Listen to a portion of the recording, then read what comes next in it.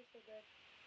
يعني اللي قدامك ما تأخرش ولا حاجة، انت دايما تقول له كلام محبط، تقول له انت اتأخرت، انت قعدت سنة او 3 سنين في جيشك، انت قعدت سنة تايه، انت ليه عملت ان انت غيرت مثلا كاريرك بعد مثلا 10 سنين، انت حصل لك حادثة بعد سنتين. يعني كل الحاجات دي احنا بنسعى وبناخد بالاسباب.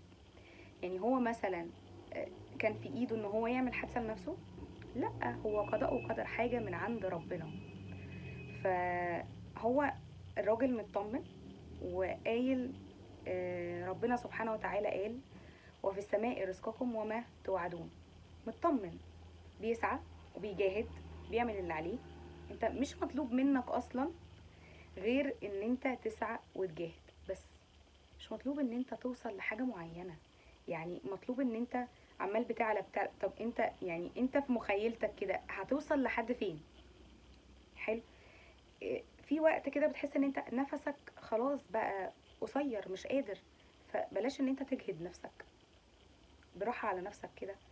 فما تخليش كلام الناس اللي هو انت اتأخرت، انت انا وصلت في كذا وانت لسه ما وصلتش، المحبط ده يجي بسلبية على نفسيتك. لما تحس ان انت مش قادر، اهدى وخد ريست، وابتدي جمع طاقتك تاني، وابتدي ان انت قوم تاني وكمل اللي انت كنت مخطط انك تعمله في حياتك.